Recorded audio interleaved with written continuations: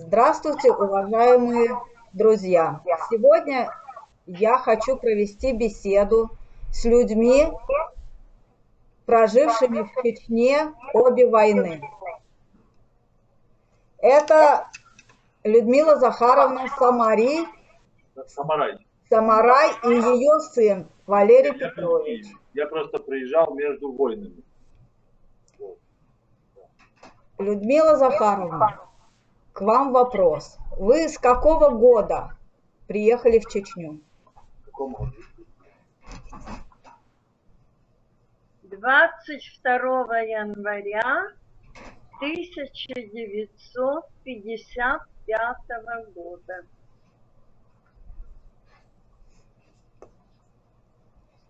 Тогда чеченцы еще не вернулись из ссылки? Нет, еще не вернулись. Значит, возвращение было как раз при вас. Расскажите, пожалуйста, как это происходило? Возвращение было при вас. Расскажите, как это происходило. Ну, это происходило, когда они возвращались. Я, например, пришла с уроком домой, а я жила при школе в комнате, ну, с мужем уже жила. Замуж вышла, жила с мужем. Дали нам комнатку при школе, и окно выходило в задний двор за школой, понимаете, не при входе в школе, а в задней стороне. И вот, когда я однажды уже пришла с работы, с уроков домой, и смотрю в окно, и увидела, что там под всей стеной задней сидели, лежали чеченцы с детками. Ну и, конечно, я сначала думаю, а что это такое? А потом, когда опять вернулась в школу, я говорю, а это что за... Потому что я же на уроках была. А это что? А мне сказали, это возвращаются чеченцы. Ну вот, говорю, а как же так, что они... Ну, говорят, что им еще не предоставили место жительства, где им размещаться. Ну вот они, значит, там, наверное, с неделю они под школой были. А остальные, я же не знаю, остальные куда там возвращались. Это я видела здесь, где я работала и жила.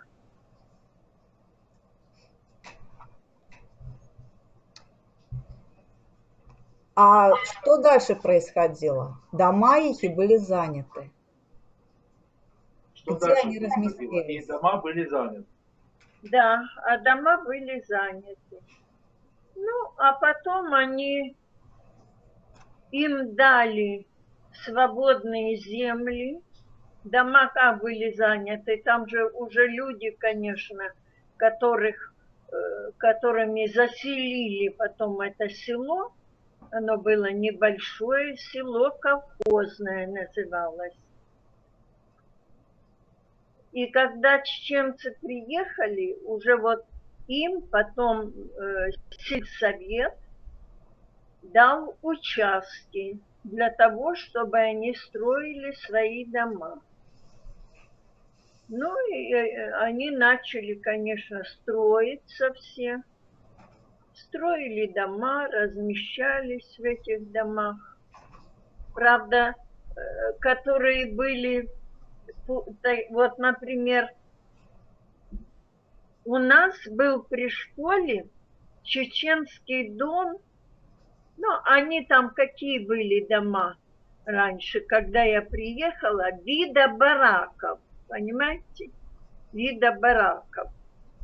И вот, например, это наш был прикрепленный школьный дом, назывался. Я даже там, когда только приехала, там жила в одной Там вот в этом бараке было 4 комнаты.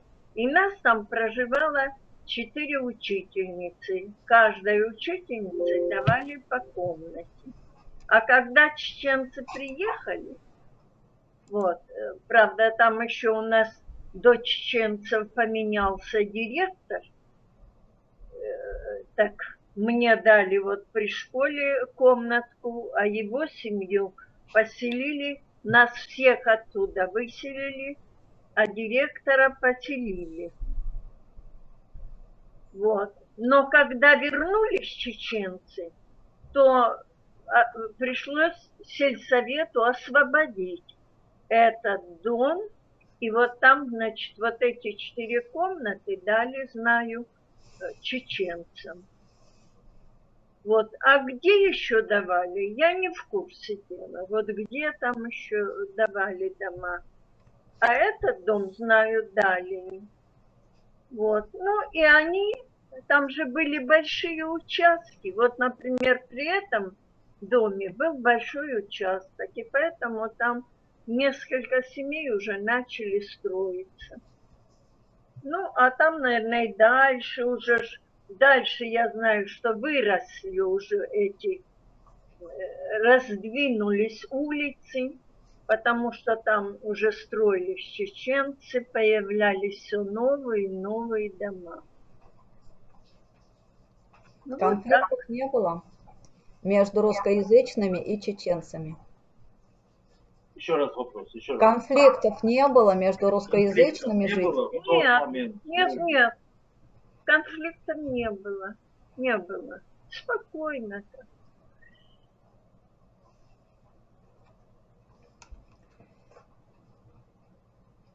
Вы прожили практически всю жизнь в Чечне, в городе Аргуне. 40 лет. Вот. И какое у вас мнение было о жизни на Кавказе во время СССР? Но вы знаете, мы вот сейчас переписываемся, я с коллегой, например, еще одна жива коллега тоже, моя заучим была у нас, мы переписываемся. Мы, конечно, вспоминаем, ну вот, как говорится, с добрым всем, светлым. У нас такой хороший был коллектив в школе, что у нас осталось об Аргуне самое хорошее воспоминание. Ну вот в 90-х годах СССР развалился. Начался путч. Чеченцы поддержали, как я знаю, Ельцина в этой ситуации. И потом я слышала, что Ельцин приехал в саму Чечню. Да. Вы помните эту встречу? А я ее не видела. Это же в Грозном была встреча. Вот. А в вашем городе как ее восприняли? Ну, просто хорошо восприняли, сказали, что он, правда, сказали так, что он даже не вышел из поезда на перрон, на ступеньках. Стоял вагона на ступеньках и выслушал чеченцев, там, какие претензии, он спросил, какие претензии. Ну, они, конечно, ему сказали, что вот чем они недовольны. Этого я не слышала, сама не знаю. А так от учителей слышала, потому что у нас несколько учительниц, 2 или 3, были из Грозного сами. Они ездили ежедневно. Вот. Но он спросил, что вы хотите, что вам надо. А они ему сказали, что им нужна независимость. Он говорит, вы хотите независимости? Берите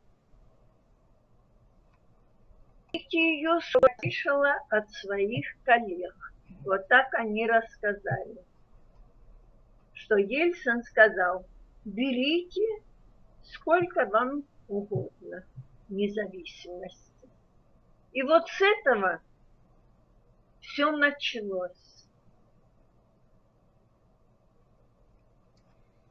Но не сразу. Так они потихонечку сначала говорили, что это земля наша, что вам придется освобождать нашу землю. Ну так, культурно, в начале. Я хотела заметить, что тогда независимость взяла не только Чечня. Тогда много автономий стали суверенными. Татарстан, Дагестан, ваша же соседка Ингушетия. Да, Вплоть да. до того, что даже маленькая Тува стали тогда независимые. Но когда Россия стала подписывать федеративный договор, она вынудила президентов вот этих стран подписать федеративный договор и снова войти в состав России. Чечня этого не захотела. Наступил 92-й год. Вот как вы жили уже в это время? Как складывались теперь ваши взаимоотношения? Это было за 2 года до войны. Ну, это, наверное, если я вот так помню, что... Сейчас вспомню. Наверное, когда уже зарплату не платили, да? Когда нам вместо зарплаты уже давали или сахара мешок, или муки мешок. Ну, вот так нам продуктами давали вместо этого, да? Ну, как-то мы, я не знаю, воспринимали, как будто так и положено, не знаю. Вот именно в эти годы и по версии СМИ России и начался геноцид русских. Геноцид русских – это не бытовые преступления, не бытовые взаимоотношения или скандалы. Это что-то большее, то, что поддерживает сама власть, сама страна, что поддерживает президент. Было ли это на самом деле? Слышала ты, мама, или нет? Стали говорить тогда, что в этот момент начался настоящий геноцид русских от Чеченской республики. Геноцид это означает, что это не просто отдельные люди, а это целая политика государства, ну, в тот момент типа Дудаева, по уничтожению русских. Было ли такое? Нет. Я не слышала. В Аргоне такого не было. В Аргуне такого не было. Да? Не было. Нет. Чтобы уничтожали русских? Да. Не Ну, было. именно, скажем так, массово не было такого. Нет, не было. А были ли преступления на бытовой основе? По отношению к русским, к чеченцам, ко всем, кто жил в Чечне в те годы? Были ли преступления на бытовой основе? Ну, то есть отдельные, частные хулиганы, бандиты, грабители. Ну это когда вот эти, как и у нас, разбойные нападения, да. конечно, Изнасилование, нападения, были. что было? Отнимание там. Да, это было. Вот это было, что... Ну, я приведу свой, например, когда на нас, да, было нападение вероломное, там, когда в милиции уже составляли акт, то писали вероломное нападение. Вот. Ну, вероломное вы можете представить, как это вероломное, что там и дверь хотели выломать, и окно выбили вообще, били, да, и стекла повыбивали, и рамы уже старались, чтобы не напрыгнуть в окно. И рамы галыши бросали, вот, чтобы выбить вот эти деревянные рамы. Там же окна-то узкие, не такие вот, как сейчас у нас огромные. А там, чтобы попасть в квартиру, в дом, так надо же выбить все окно. Ну вот. Мы, конечно, спали. Это было 1:00 ночи. И слышим какой-то грохот, но мы подумали вообще, что началась война или что такое, грохот такой. Ну а когда подбежали к двери, то почувствовали, что ломают дверь. Ну, хотят вырвать ее, понимаете, уже видим, что, ну вот дергают, но не могут выдернуть эту дверь. Ну, наверное, добротно было построено. Вот. Дом-то новый, сколько лет он там, ну, 60-е, 30 лет, ну, еще. Вот. Ну, а потом муж там стоял в зале у окна, отбивался, они галыши бросали сюда, он назад бросал эти галыши. Цветы на окне у меня в горшках стояли, он и цветы эти бросал, галыши летели, там у нас напротив пианино было, пианино, там следы даже у нас остались от этих галышей.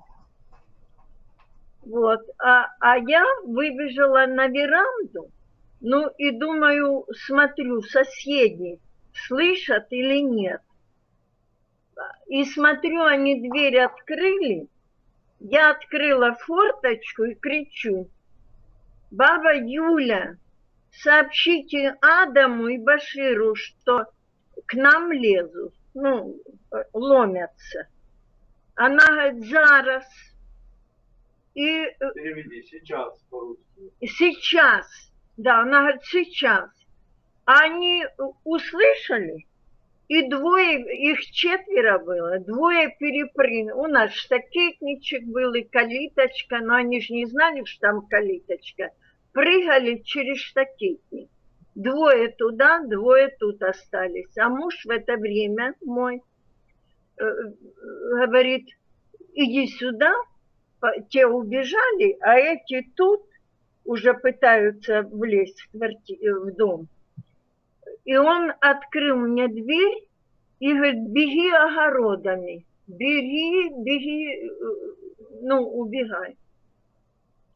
Вот, я, конечно, побежала, не знаю, как я перепрыгивала там через эти заборы, вот сейчас даже не могу представить. И попала я, конечно, в двор директора моей школы, где я работала. С ней мы поехали в милицию. А муж в это время, когда эти уже пытались прыгать сюда, я убежала, они уже выбили эти рамы, пытались. Он открыл, он потушил свет и выбежал сам. И пока они прыгали сюда, а уже ж темно, свет выключен, он за это время выбежал в калитку и побежал сразу к этим соседям, чеченцам. А чеченцы уже, Адам там у нас выбежал, и Башира позвал. Но он, правда, выбежал с пистолетом сразу, стал стрелять в гору. Воздух. Ну вот, а те, потому что уже стрелять начали, они выбежали, и через эти, Адам же со стороны калитки, а у нас вход был со двора в дом. Так они из дома и другой стороной выскочили, и когда уже за ними бежали вот эти чеченцы, и Башир, и Адам, то по дороге валялся телевизор, пальто мужа, костюм, конфеты, вазы хрустальные мои. Ну, в общем, что они смогли взять, понимаете, все они побросали и убежали. И они, конечно, Адам и Башир их не догнали. Ну, а потом мы-то уже в милиции, там акт составили с директором моей школы. Вот. А где Петя? Ну потом он, вот я сейчас даже, как мы уже потом встретились, даже вот честно не помню, как мы встретились. Или он тоже в милицию пришел, наверное, где акт составляли. Вот, ну и что, уже как, сами понимаете, в каком состоянии мы пришли домой. Ну, а потом началось следствие. Сначала я их не узнала, этих, которые... Ну, я же побежала на веранду, а муж, откуда он их знает. Вот. А потом уже через своих родителей мне сами, вот эти, которые выбежали нас спасать, и один из них через своего сына, а он учился у меня, сын его тогда в 8 классе или в 9 уже не помню. В общем, узнал через некоторое время и пришел и сказал, говорит, только, ну, никому не говорите ничего.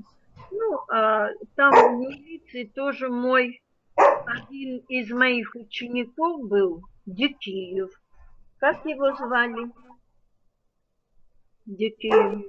Ну, в общем, не помню. Уже начали вести следствие. И Дикиев тоже сказал мне, что мы уже знаем, уже, говорит, нашли, кто к вам врывался в дом. Вот. А потом отошло следствие. А когда началось следствие, мама одного из этих, даже это были 2 ее сына из одной семьи, она пришла ко мне, она уже знала, что я уже знаю. Она пришла извиняться, а я ей сказала, Бог им судья. Я ее выслушала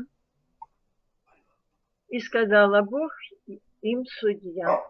И все, больше я не ругалась, ничего с ней. Вот. Ну, а тут же вот это случилось. У меня там где-то записано, но мне очень тяжело это вспоминать. Но где-то есть записано в моих планах, конспектах, когда это случилось, по-моему, или сентябрь, или ноябрь. А тут же вот через несколько месяцев началась война. Война-то началась у нас тоже где-то, я уже теперь и не помню. Но знаю, что 90, сейчас скажу. Ну, наверное, 95-й год.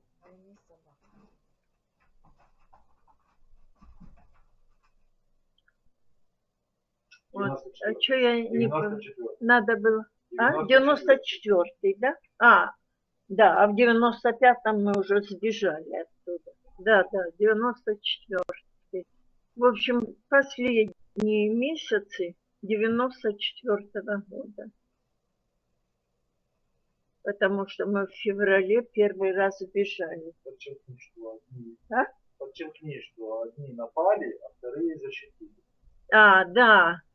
Ну вот, тут, видите, надо что отметить. Что одни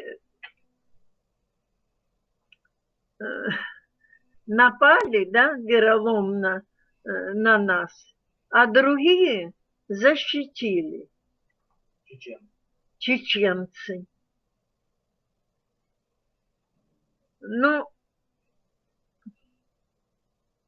вот еще что отметить, что вот и во время войны, вот хотелось отметить их, наверное, человечность, гуманность.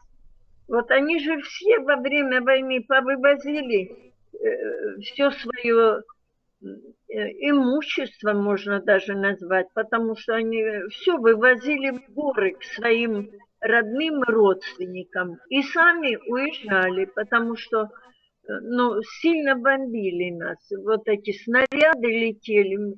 Я даже один раз не успела выбежать в подвал, чтобы спрятаться. И на веранде как раз вот стою вот так, и прям вот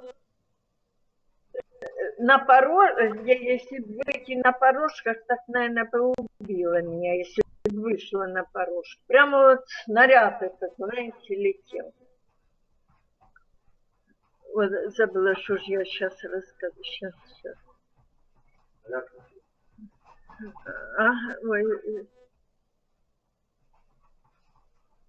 Я говорила о том, что они все вывозили. И даже и сами уезжали, и нам предлагали, едемте с нами. Ну что вы ждете, чтобы вас убили? Едемте. Мы ни в какую, говорим, будем уже в подвале сидеть, в подвале. Вот. А мебель, они все-таки, давайте мы хоть вашу мебель сохраним, вывезем. Так что мебель они вывезли, и холодильник, все вывезли. Оставили так, что нам необходимо. И сохранили все.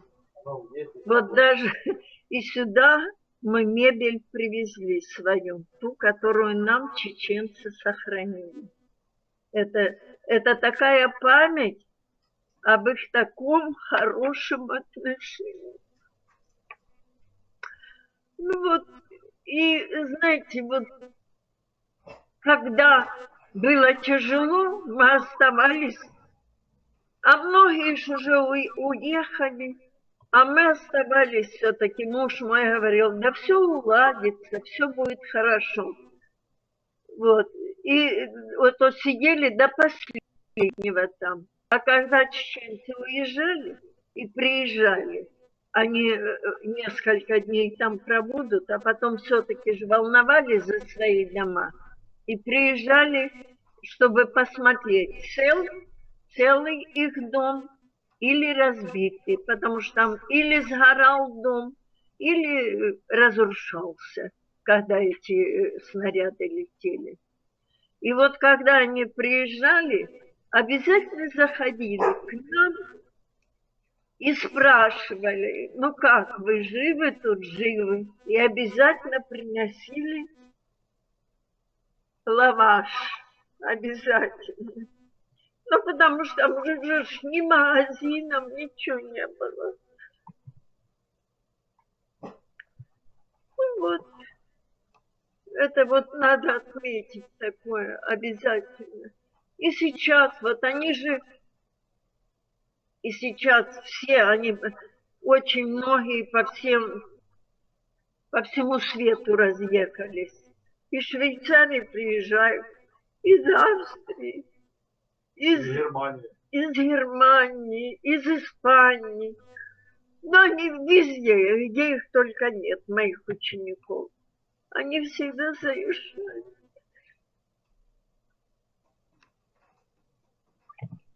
Извините, конечно, что я заставила вас вот это вспомнить все.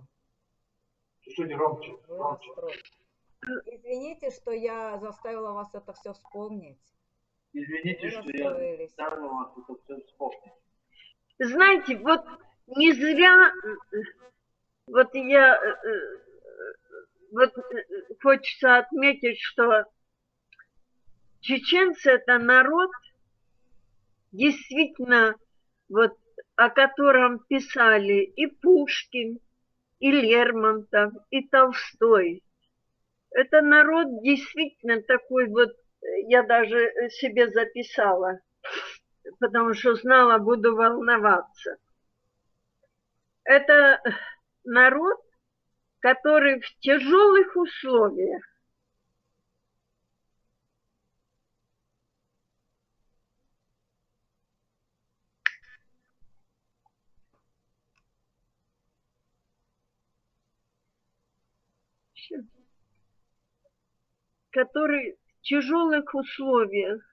сохранил свои древние обычаи, культуру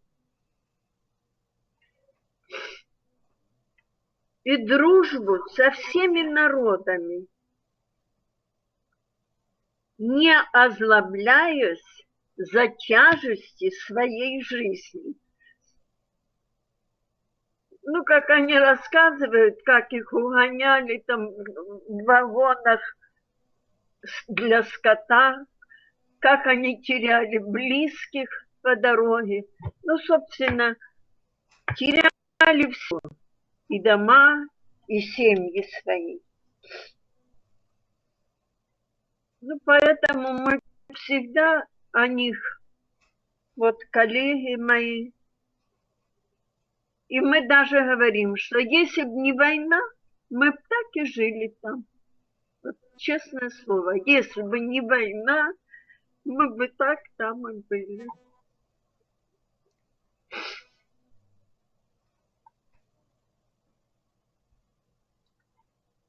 Теперь мне хотелось бы спросить вас, Валерий Петрович. А? Меня, Деш. Да? Да. Да. Валерочка, что? Хотела бы спросить меня. Вы наверняка выросли с чеченцами. Они были вашими друзьями детства, юности. Расскажите, пожалуйста. Как вы относились? Да, я родился и вырос в Чечне, в городе Аргун. И я счастлив, что я родился именно там. Если бы мне предложили выбрать, где родиться снова, я бы снова родился.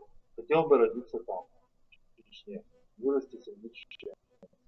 Я хочу подчеркнуть, что именно чеченцы и кавказцы вообще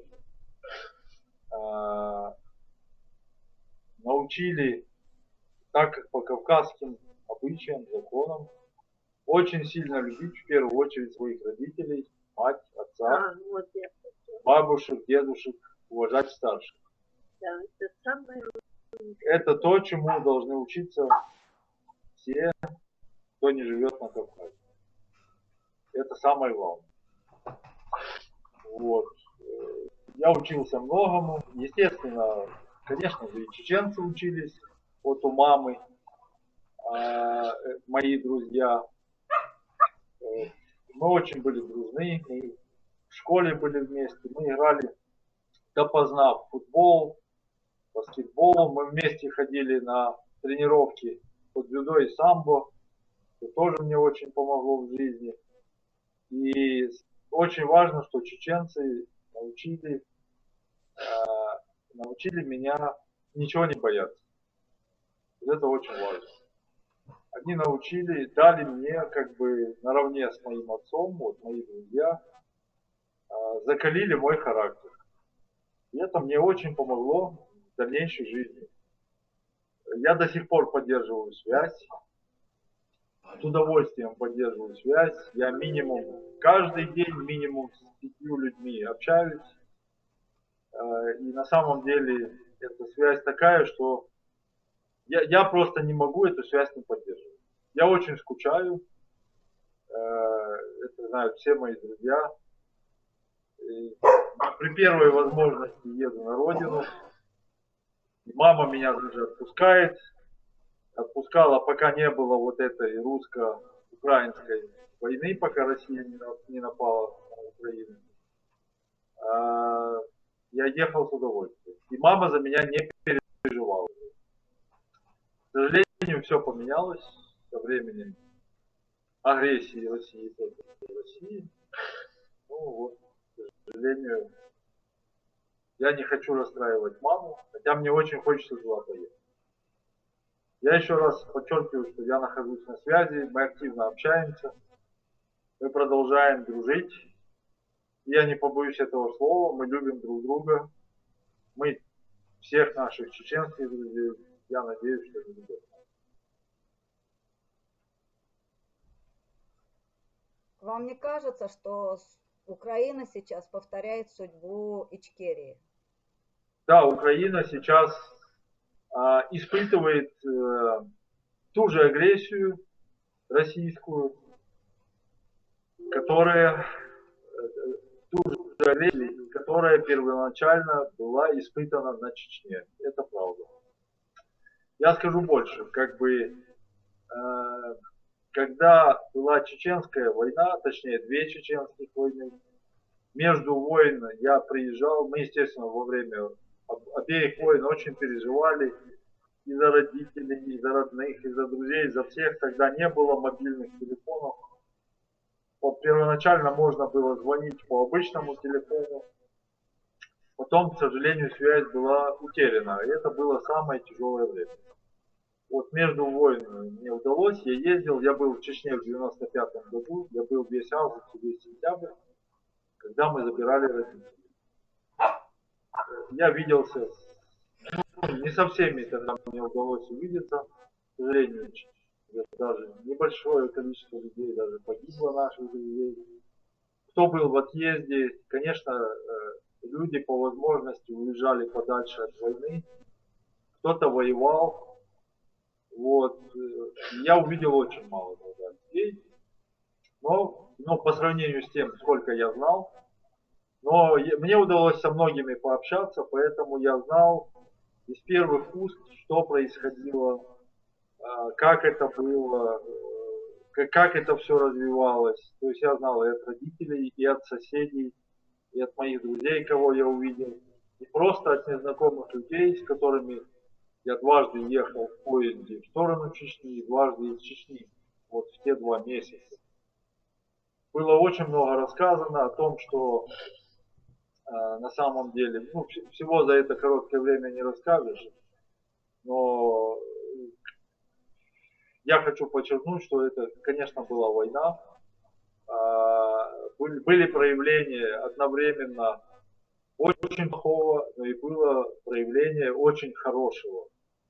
С одной стороны, то есть я расскажу случай, который я услышал в поезде от мальчика, который ехал со мной в 10 класс, как в Грозном, и к семье его соседей, кстати говоря, русскоязычных соседей, приехали совершенно там пьяные, так называемые партизаны, контрактники, федералы, и стали приставать к жене этого вот хозяина дома, и 10-классницы. Отец, естественно, встал на их защиту, его избили, потом, если я правильно помню, его, когда он еще раз попытался защищать, его просто убили. Мать и дочку просто изнасиловали и уехали. Поэтому говорить о том, что агрессия была только со стороны чеченцев, абсолютная неправда. Со стороны, конечно же, и чеченцев были отдельные агрессивные действия, вот как, например, нападение на моих родителей, о котором, как известно, у нас в городе. Были изнасилования, но изнасилования бывали с обеих сторон. И я думаю, что большей частью они были со стороны федералов. Это мое личное мнение из того, что я слышал. Вот. Однозначно я хочу подчеркнуть, что вот после, это мама еще сама добавит, я просто как бы напомню, сама скажет. Когда эта первая война началась, где-то в феврале месяце, уже там почти в городе никого не оставалось, но бомбардировки бывали очень часто, и обстрелы артиллерийские, и стреляли это, конечно же, из пушек, и бомбы кидали, это понятно, что федералы, а не чеченцы, так. Наш отец даже был контужен, он в какой-то момент был уже просто в нервном истощении даже, и в этот момент мама сказала, что надо уехать. И именно вот, опять же, сын наших соседей, Рустам Усманов, в момент вывез как беженцев в Махачкалу, там они получили статус беженцев, правильно? Да. Статус беженцев. И мы очень благодарны, Да. да, мы очень благодарны этой семье, что вот они вывезли, и Рустам с женой, они с нами тоже на связи, и уже несколько раз приезжали сюда. Вот. Мы очень благодарны. Так вот, когда они уехали, какое-то время побыли здесь родители, и потом мама поехала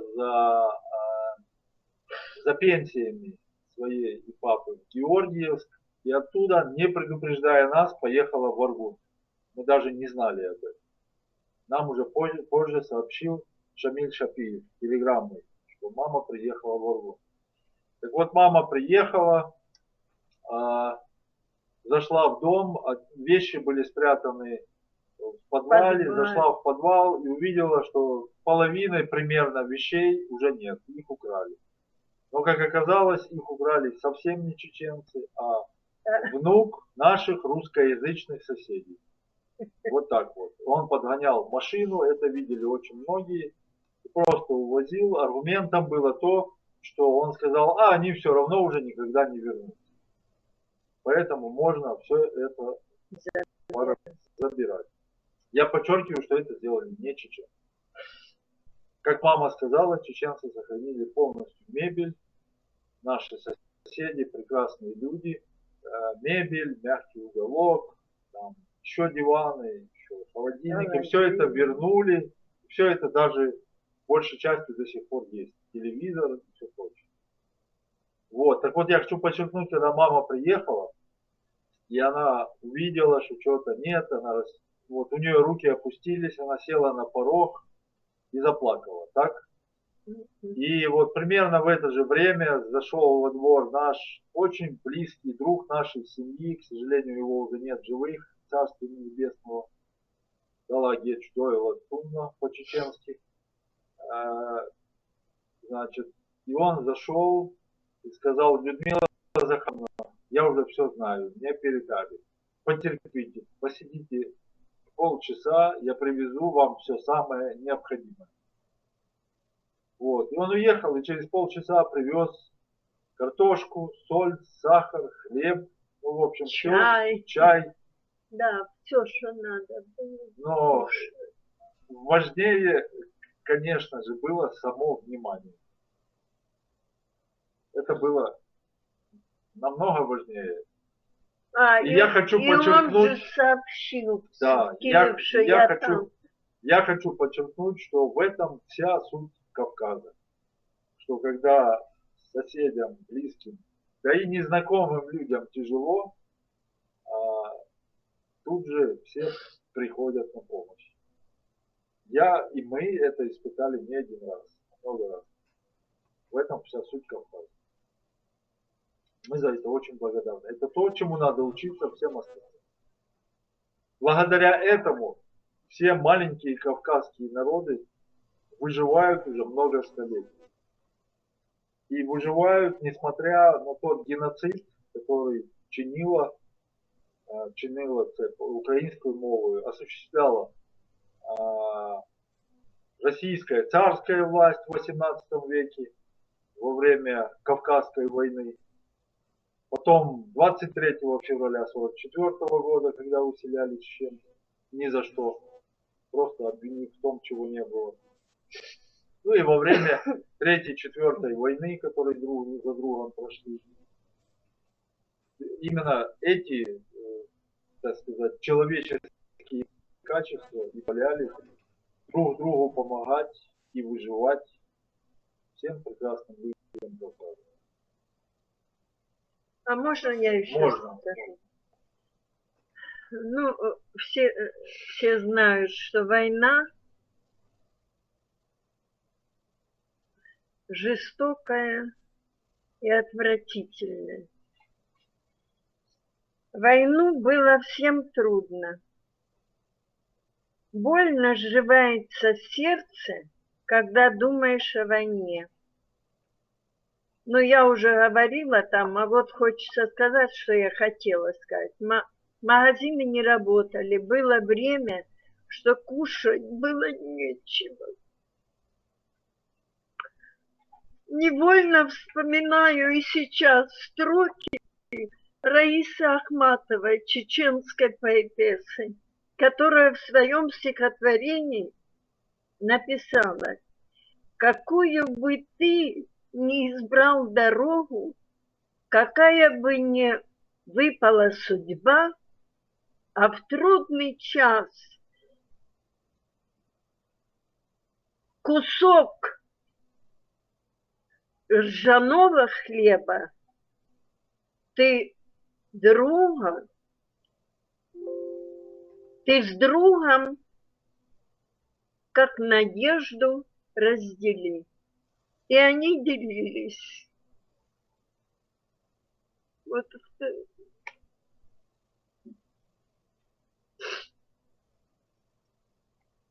Давайте я, пока мама приходит в себя, добавлю. Значит, я хочу сказать следующее, еще раз, что это была война, это были очень, скажем так, всякие жестокие случаи с обеих сторон. Это мародерство было с обеих сторон иногда, но так как я знаю, мародерство со стороны федеральных сил было намного больше. Если со стороны чеченцев это были только частные отдельные случаи, в принципе, то, например, федеральные войска целыми самолетами, вагонами вывозили и пианино, мебель, не говоря уже о каких-то мелких драгоценностях там, и так далее.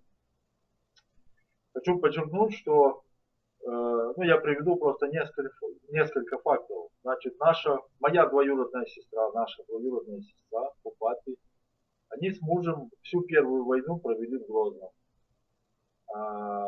Они жили в доме, в котором фактически, кроме их квартиры, наверное, целых квартир не осталось. Всю эту зиму они провели там. Слава богу, они вовремя вывезли своих 3 сыновей. И, Инночка ее зовут, она мне рассказывала, как это было, как они находили общий язык. Там шли беспрерывные бои вокруг. Это была та зима, когда под руководством того министра обороны России, который был Грачев, они все пытались взять президентский дворец и все прочее. Так вот, Инночка, она все время с Юрой, это ее муж, находили общий язык с теми людьми, которых российская пропаганда называла чеченскими боевиками. И они постоянно обменивались едой, друг другу помогали. Инна с Юрой, у них было много картошки, давали этим ребятам, чеченцам.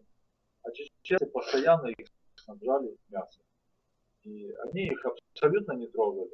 Вот как это ни парадоксально, как бы там российская пропаганда не рассказывала, вот так происходило. На этом уровне они даже решали вопросы освобождения простых солдат, российских военнопленных, которые, конечно же, были виноваты меньше, чем их командиры, особенно высокопоставленные во всем этом деле. И то есть вот Инна мне рассказывала случай, когда она ходила, просто просила вот этих ребят чеченцев, убеждала их в том, что они выполняли приказ, они не виноваты. И эти ребята чеченцы, вот этих простых ребят, просто отпускали во время боев. Вот такое было. Вот это было нормальное взаимодействие чеченцев и не чеченцев. К сожалению, бои шли, был штурм вот этого президентского дворца, который был в районе вокзала и в районе цирка. И там жила наша учительница Махитарова Ада Христофоровна. Мы долго с мамой еще много лет пытались узнать ее судьбу. Я приезжал в Чечню в 2011, 2012 и 2013 годах. И только, наверное, в 2012 году, не сразу, со 2-го года, я узнал, что она во время вот этого штурма, долгомесячного штурма, когда нельзя было ни выйти, ни зайти в этот район, она жила в районе цирка, она просто умерла с голоду. И вот сейчас я просто, и этого до сих пор еще не все знают. Вот я поделился с Асламбеком Абдуллаевым, вот буквально 4 дня назад, именно этим воспоминанием. Он этого не знал, и он просто не мог найти себе места. Он был в это время в Аргуне, и он говорит, мы бы отдали последнее, если бы, во-первых, мы знали, а во-вторых, если бы туда можно было пройти. То есть туда просто нельзя было пройти. Был штурм, а я хочу напомнить тем, кто забыл, что было масса погибших именно в том районе. Тела просто валялись на улице. И в первую очередь чеченская сторона все время предлагала перемирие для того, чтобы собрать своих убитых и похоронить, собрать раненых. И российская сторона почти все время отказывалась. Очень много фактов. Я никого не удивлю, кто в курсе этих событий. Просто в Грозном, это очень многие говорят мне, очень многие тогда рассказали, когда я приезжал. И русские, и украинцы, и те, кто, и чеченцы, и ингуши, которые были в Грозном прежде всего, с кем я встречался, они рассказывали, такой ужас был, что эти трупы просто ели собаки российских солдат и вороны. Вот и все. А российское командование просто тупо пыталось захватить президентский дворец. Туда его. Вот и все о человечности. Так? Но ради справедливости, конечно, я хочу подчеркнуть, вот был задан вопрос, были ли бытовые случаи, так сказать, да, со стороны и там и федералов, и российских, и чеченских. К сожалению, были изнасилования. Ради, значит, правды надо сказать, что была изнасилована наша учительница Вера Петровна. Правильно, мама? В Аргуне. Было, но это не было государственной политикой Республики Ичкерия. Это не было геноцидом. Это были бандитские проявления, которые осуждались, безусловно, и осуждаются. Вот. Но, к сожалению, наверное, в тот момент не было адекватной реакции на такие вещи, надо это признать. И я думаю, что мои друзья на меня не обижаются, когда я приезжал, мы по кавказским обычаям, мы в уважительном тоне абсолютно все вопросы обсуждали, мы вспоминали эти вещи. И забывать такое нельзя, ради того, чтобы такое не повторялось. Такое было, но это были единичные проявления. К сожалению, было и такое, что вот Холошевскую... ну зачем это? Ну, скажем так, она тоже была убита бандитами, но абсолютно все чеченцы это моментально, ну, как сказать, осудили. Абсолютно все это осудили. И поэтому, как бы даже мне было сказано, вот, и маме было сказано, кто на них напал. Чеченцы тут же сообщили, кто напал, 4 людей. Сказали, что ну, однозначно и мама же вот пришла. Ну, мать раскаялась за эти. Сами сыновья там, допустим, нет. Матери какие могут быть претензии? Никаких. Она пришла, она свой шаг сделала. Правильно? Поэтому не может быть как бы никакой речи о том, что был геноцид, именно геноцид там, русского или украинского народа. Нет. Но надо не забывать, что я хочу это подчеркнуть, что чеченцев, конечно же, власть советская и российская, еще раз подчеркну, трижды оскорбила и обидела вот этими войнами, которые она вела, когда погибло каждый раз по 300 тысяч человек. Это не новость. Я могу показать статью в газете «Аргун», где совершенно четко написано, что во время последних войн погибло 300 тысяч людей. Эта цифра не выдумана. Я готов представить эту газету. Газета «Аргун». Вот. Ну и это как бы все сведущие люди в курсе этих событий. Вот. Ну и хочу подчеркнуть больше того, а федералы, в свою очередь, конечно, всем известно, кто сейчас только хочет изучить тонкости ведения войны этой на Кавказе, то сейчас несложно найти и описание концентрационных лагерей на территории Чечни, не чеченских, а российских, которых просто сажали в клетки людей, и они в неподвижном состоянии сидели сутками, и никто не пускал. Как наш друг, это есть рассказ в интернете, наш друг всей семьи, Андрей Завриев, был арестован. Его забрали в карьер вместе с другими, человек 20-30 ребят, чеченцев и постарше людей. Их просто обливали зимой холодной водой. Рассказ есть в интернете, его несложно найти. Я пытался даже с Андрей говорить на эту тему, он просто открыл. Вот. Это реальный случай. Никто не хочет вспоминать. Никто, конечно, не хочет вспоминать, но если мы не хотим, чтобы это повторялось, это вспоминать надо. Это тяжело, это больно. Наш друг Халид Сугаипов, который учился с нашей сестрой, моей сестрой Ларой Самарай, и еще с одной двоюродной сестрой, тоже в Аргумене была, Надей Самарай. Вот они сейчас ехали в Германию, они сейчас там сидят. Например, его племянник во время вот этих событий просто возвращался из Мискер-Юрта, и он просто не дошел до дома. То есть он был убит российскими федералами. Вот его сестра осталась одна. И сестру уже воспитывал сам, ну, в смысле племянницу, сам. Таких случаев очень много. Ты лучше скажи, как Рустам вот последний свой приезд, как он пришел и говорит: Людмила Захаровна, поедемте в Арму. Да. Я вот, мама правильно говорит.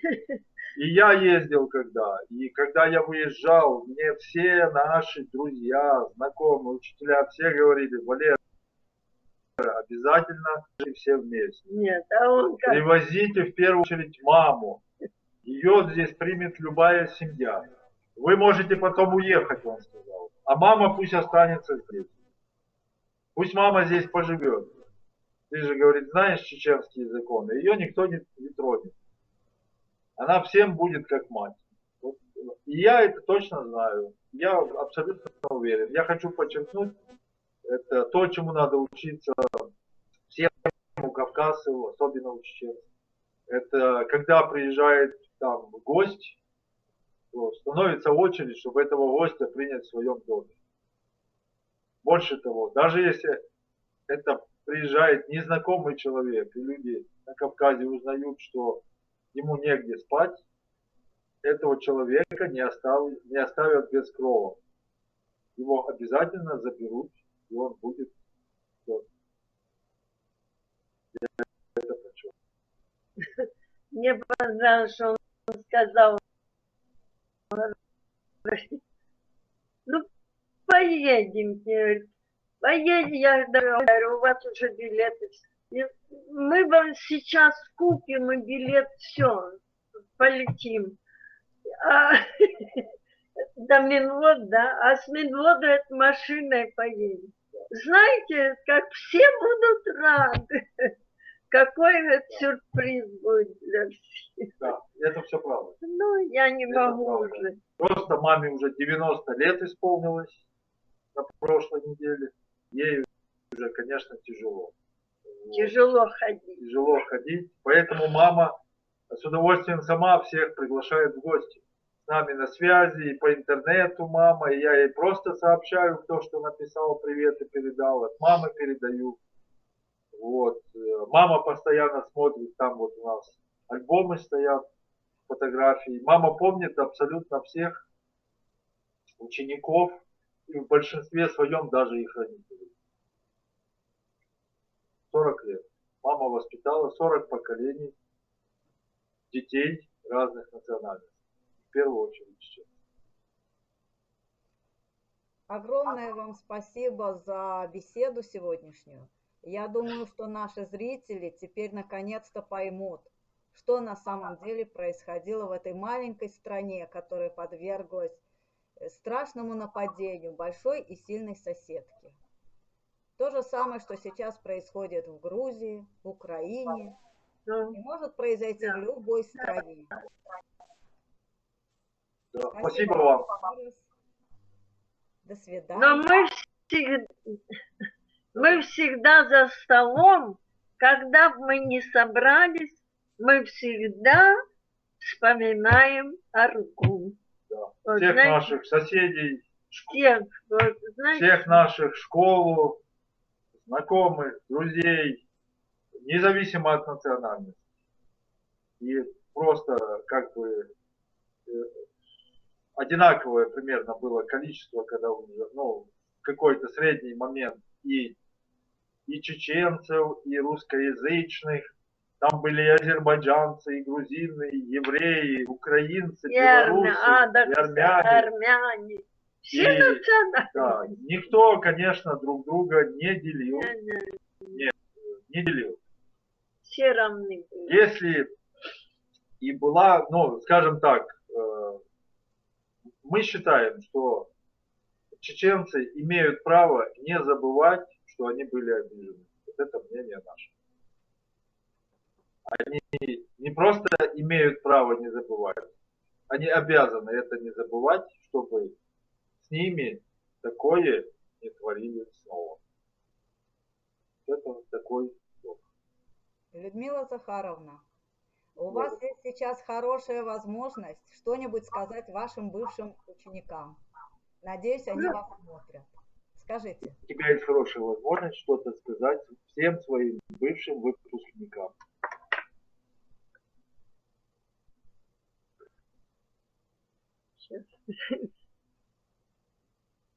Дорогие мои, милые, хорошие ученики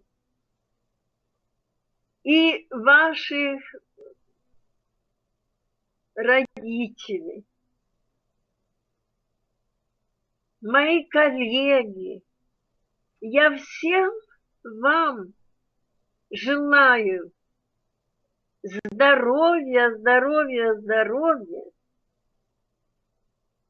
больших успехов, удач во всех делах, которые вы делаете. Ибо, сейчас.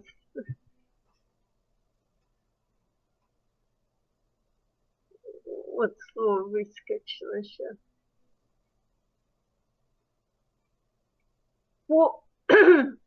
Помните, что я о вас, о всех помню, люблю вас всех, вспоминаю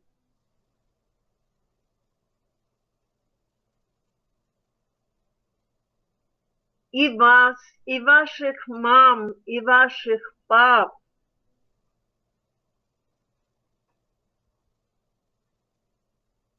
И желаю всем вам и вашим семьям всего самого доброго, самого светлого, любви вам большой, радости большой и всех земных благ, которые я не перечислила. Люблю вас всех, помню вас всех. И вам большое спасибо, что вы меня помните, не забываете. Низкий вам всем поклон.